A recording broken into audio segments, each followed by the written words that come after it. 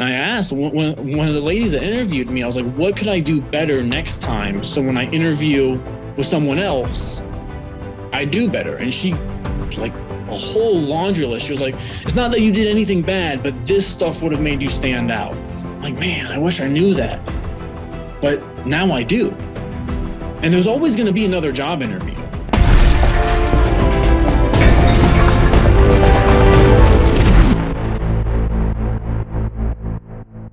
What I love about this portion of the story is the fact that you were able to reframe what most people would consider a failure into a success.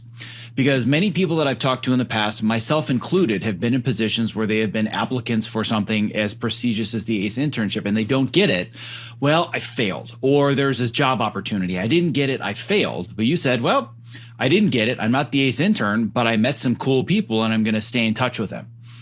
And that's what literally got you outside of the paint store and into the world of post-production. That not only got me outside of the paint store and as a post PA, that got me my first unscripted assistant editor position as well. I got that from that same group chat. And that what you said is actually something that I really want to nail home. One of the biggest things is a lot of people, like my friends, I see this even my family outside of post-production. I look at every interview as like, okay, what can I get out of this? And not from oh, gimme sense. It's like, okay, I had an interview with somebody that worked on The Walking Dead. I have their email. I have a direct way to contact them. They know my name. My last name stands out. People generally don't forget it. So I could show you a list. I have a list. And on this list is a bunch of people that I was like, oh, how do you know this person? Oh, I interviewed for a post PA or an assistant editor position and they didn't accept me. And I just asked, I was like, hey, can I keep in touch with you? Like, you've worked on a lot of cool stuff. You continue to work on cool stuff. I just want to, stay on your radar. And that's, and I think I got that. And you might laugh at this, but growing up, I was really into like cartoons and anime and all that. And there was this one anime, Naruto. I'm actually wearing a shirt for it. People who are just listening can't see that. And there was this one minor character named Kankuro, and he got beat up by one of the villains. And when he's at the hospital, all the main characters are there, and they're like, do you know who it was, or do you have anything? And Kankuro reveals he actually ripped off a piece of their clothing so that has their scent so they can track them. And one of the main characters says, for some reason, I'm like 10 years old and it's stuck to me like glue. He's like, that's what makes a real warrior, is finding any situation or in the face of defeat, you still find a victory. And I'm like 10 years old. That blew my mind.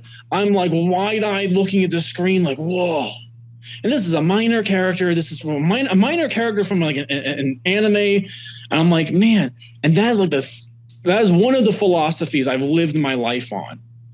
In the face of every defeat, you got to look for a victory. And even if it's like, hey, can I keep in touch with you? Hey, even if you were get interview feedback, I've done that before. It's like, hey, as my interviewer, what could I have done better? I went out and got, this is back when people were, before COVID, things were a bit easier to meet people. And I asked one of the ladies that interviewed me, I was like, what could I do better next time? So when I interview with someone else, I do better. And she, a whole laundry list. She was like, it's not that you did anything bad, but this stuff would have made you stand out. I'm like, man, I wish I knew that. But now I do. And there's always going to be another job interview. I can't tell you, how many interviews for the greatest show on earth. Man, if I got this show, it would be insane.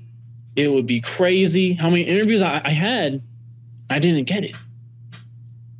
And I mean, it's rough. Anyone, and this is not just a post thing. This is any industry.